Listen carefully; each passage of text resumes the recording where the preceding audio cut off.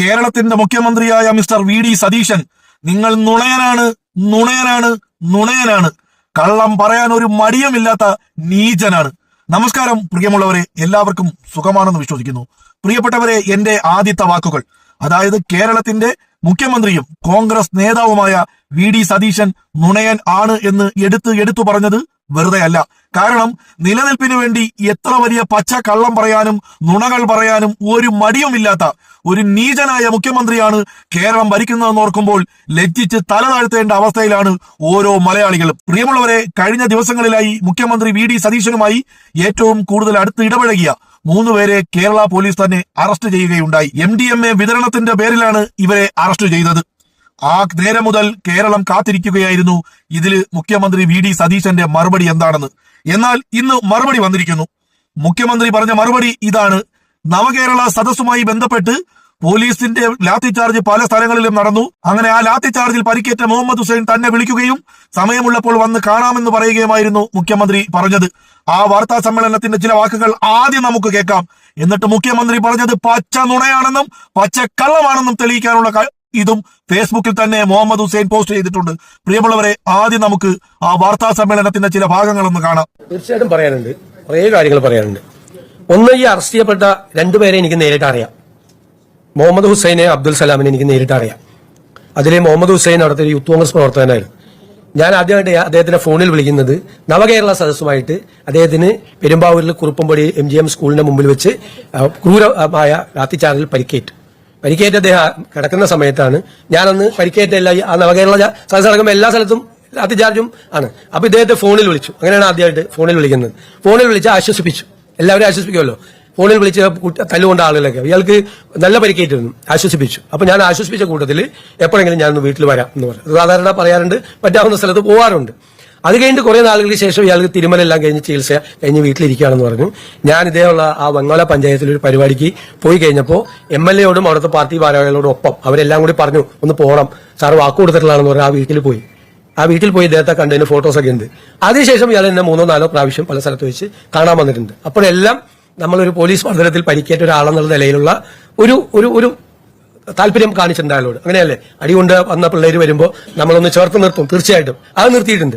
അപ്പൊ ഒന്നും അവിടുത്തെ പാർട്ടിക്കാർക്കോ പബ്ലിക്കിനോ ഇതൊന്നും അറിയില്ലല്ലോ ഇദ്ദേഹത്തിന് ഇങ്ങനത്തെ ഒരു സംഭവം ഉണ്ടെന്ന്. ഇപ്പോൾ അറസ്റ്റ് ചെയ്യപ്പെട്ടപ്പോഴാണ് നമ്മൾ അറിയുന്നത്. പ്രിയമുള്ളവരെ, കേട്ടല്ലോ, നവകേരള സദസ്സുമായി ബന്ധപ്പെട്ട് പോലീസിൽ അടികൊണ്ടതിന്റെ പേരിൽ അദ്ദേഹത്തെ വിളിക്കുകയും അതുമായി ബന്ധപ്പെട്ടിട്ട് മാത്രമാണ് ആ യൂത്ത് കോൺഗ്രസ് നേതാവിനെ പരിചയമുള്ളൂ എന്നാണ് കേരളത്തിന്റെ നുണയനായ മുഖ്യമന്ത്രി ഇപ്പോൾ നമ്മളോട് പറഞ്ഞിരിക്കുന്നത്. എന്നാൽ പ്രിയപ്പെട്ടവരെ, നമുക്ക് കണക്കുകൾ നോക്കാം. എന്നായിരുന്നു കഴിഞ്ഞ 10 വർഷത്തിനിടയിൽ കേരളത്തിന്റെ പ്രിയപ്പെട്ട മുഖ്യമന്ത്രിയായിരുന്ന സഖാവ് പിണറായി വിജയനും ആ മന്ത്രിസഭയിലെ മന്ത്രിമാരും ചേർന്ന് നവകേരള സദസ്സു നടത്തിയതും തുടങ്ങിയതുമെന്ന് നമുക്ക് രേഖകൾ പരിശോധിക്കാം. പ്രിയമുള്ളവരെ, 2023 നവംബർ 18 കാസർഗോഡ് ജില്ലയിലെ മഞ്ചേശ്വരത്ത് നിന്നാണ് ഈ നവകേരള സദസ്സ് തുടങ്ങുന്നത്. ഇത് അവസാനിക്കുന്നത് 2023 ഡിസംബർ 23 തിരുവനന്തപുരത്തെ വട്ടിയൂർക്കാവിൽ. പ്രിയമുള്ളവരെ, ഓർക്കുക, 2023 നവംബർ 18 നവകേരള സദസ്സ് തുടങ്ങുന്നത്. ഇനി നമുക്ക് മറ്റു കാര്യങ്ങളിലേക്ക് കടക്കാം. പ്രിയമുള്ളവരെ, ഈ ഫോട്ടോ, അതായത് 2176 ഫോട്ടോ ഹുസൈൻ മുസാഫിർ എന്ന് പറയുന്ന MDMA കച്ചവടക്കാരനായ മുഖ്യമന്ത്രി വി.ഡി. സതീശനുമായി ഏറ്റവും അടുത്ത് ബന്ധമുള്ള വ്യക്തി പോസ്റ്റ് ചെയ്തിരിക്കുന്ന ഫോട്ടോയാണ്. 2176 ഫോട്ടോ. അതിൽ 2168 ഫോട്ടോ, അതായത് 2021 സെപ്റ്റംബർ 4 പോസ്റ്റ് ചെയ്ത ഫോട്ടോയാണ് ഈ കാണുന്നത്. നവകേരള സദസ്സ് തുടങ്ങുന്നതിനും 2 വർഷങ്ങൾക്ക് മുമ്പ് തന്നെ ഈ MDMA കച്ചവടക്കാരനുമായിട്ട് അന്നത്തെ പ്രതിപക്ഷ നേതാവായിരുന്ന വി.ഡി. സതീശന് ബന്ധമുണ്ടായിരുന്നു. മാത്രമല്ല, കേരളം കണ്ട ഏറ്റവും വലിയ സെക്സ്വൽ പെർവർട്ടറായ രാഹുൽ മാങ്കൂട്ടവുമായിട്ടും ഈ പറയുന്ന MDMA കച്ചവടക്കാരന് ബന്ധമുണ്ടായിരുന്നു. 2021 ആഗസ്റ്റ് 15 പോസ്റ്റ് ചെയ്തിരിക്കുന്ന ഫോട്ടോയാണ് പ്രിയപ്പെട്ടവരെ നമ്മൾ ഈ കാണുന്നത്. അത് കഴിഞ്ഞ് 2022 നവംബർ 20 പോസ്റ്റ് ചെയ്ത ഫോട്ടോയാണ് ഈ കാണുന്നത്. ഇത് വേറെ ആരും പോസ്റ്റ് ചെയ്തതല്ല. MDMA കച്ചവടത്തിന്റെ പേരിൽ കേരള പോലീസ് അറസ്റ്റ് ചെയ്ത മുഖ്യമന്ത്രിയുടെ ഏറ്റവും അടുത്ത സുഹൃത്തായ ഹുസൈൻ മുസാഫിർ എന്ന് പറയുന്ന ഈ ലഹരി കച്ചവടക്കാരൻ തന്നെയാണ് ഈ ഫോട്ടോകൾ പോസ്റ്റ് ചെയ്തിട്ടുള്ളത്. 2022 നവംബർ 20 പോസ്റ്റ് ചെയ്ത ഫോട്ടോ. അത് കഴിഞ്ഞ് 2022 ഡിസംബർ 25 പോസ്റ്റ് ചെയ്ത ഫോട്ടോയാണ് ഈ കാണുന്നത്. 2023 ഫെബ്രുവരി 5 പോസ്റ്റ് ചെയ്ത ഫോട്ടോയാണ് ഈ കാണുന്നത്. നവകേരള സദസ്സിൽ മാത്രം പരിചയപ്പെട്ട ഈ MDMA കച്ചവടക്കാരൻ എങ്ങനെയായിരുന്നു അതിനു മുന്ന് ഈ പറയുന്ന വി ഡി സതീശനുമായിട്ട് ബന്ധം? നമുക്കൊന്നും ഒളിക്കാനില്ലെങ്കിൽ, നമുക്കൊന്നും പേടിക്കാനില്ലെങ്കിൽ നമുക്ക് ധൈര്യമായിട്ട് പറയാം. എന്തു പറയാം? ശരിയായിരുന്നു, എനിക്ക് അദ്ദേഹത്തെ അറിയാം, പക്ഷെ അദ്ദേഹത്തെ ഇങ്ങനെ ഒരു കച്ചവടക്കാരുണ്ടെന്ന് എനിക്ക് അറിയത്തില്ലല്ലോ. സ്വാഭാവികമായിട്ടും അത് ശരിയാണ്, നമുക്ക് ആരുടെ ഉള്ളൊന്നും പരിശോധിക്കാനുള്ള കഴിവ് നമുക്കില്ല. പക്ഷേ അറിഞ്ഞുകൊണ്ട് മനഃപൂർവ്വം കള്ളം പറഞ്ഞ കേരളത്തിന്റെ മുഖ്യമന്ത്രി എന്തോ ഒളിക്കാറുണ്ട്. ഒരുപക്ഷെ ഇവർക്ക് കിട്ടുന്ന ലാഭത്തിൽ നിന്നും എന്തെങ്കിലുമൊക്കെ മുഖ്യമന്ത്രി വി ഡി സതീശന് കിട്ടുന്നുണ്ടോ എന്ന് കൂടി തിരക്കേണ്ടിയിരിക്കുന്നു. മാത്രമല്ല, വളരെ ശ്രദ്ധയോടെ കേൾക്കേണ്ട മറ്റൊരു കാര്യമുണ്ട് പ്രിയപ്പെട്ടവരെ.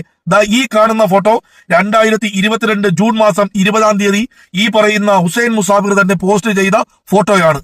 ഈ ഫോട്ടോ കളിത്തോക്കാണോ അതല്ല ഒറിജിനൽ തോക്കാണോ എന്ന് അന്വേഷിക്കേണ്ടത് കേരള പോലീസാണ്. അപ്പൊ ഈ പുള്ളി ചെറിയ പുള്ളിയൊന്നുമല്ല, വലിയ പുള്ളി തന്നെയാണ്. അങ്ങനെ വലിയ പുള്ളി ആയതുകൊണ്ട് തന്നെയാണ് ഈ പറയുന്ന വി ഡി സതീശൻ എന്ന കോൺഗ്രസിന്റെ നേതാവ്, കേരളത്തിന്റെ ഇപ്പോഴത്തെ മുഖ്യമന്ത്രി, അന്നത്തെ കേരളത്തിന്റെ പ്രതിപക്ഷ നേതാവുമായിട്ട് ഇത്രയ്ക്ക് ബന്ധം വരണമെങ്കിൽ ചെറിയ പുള്ളികളുമായിട്ടൊന്നും ഈ വി ഡി സതീശൻ സവർക്കർജി ബന്ധം സ്ഥാപിക്കില്ല. വലിയ പുള്ളികളുമായിട്ട് മാത്രമേ ബന്ധം സ്ഥാപിക്കുകയുള്ളൂ. അതുകൊണ്ട് പ്രിയപ്പെട്ടവരെ തിരിച്ചറിയുക, കേരളത്തിന്റെ മുഖ്യമന്ത്രി ഒന്നാം തരം നുണയനാണ്.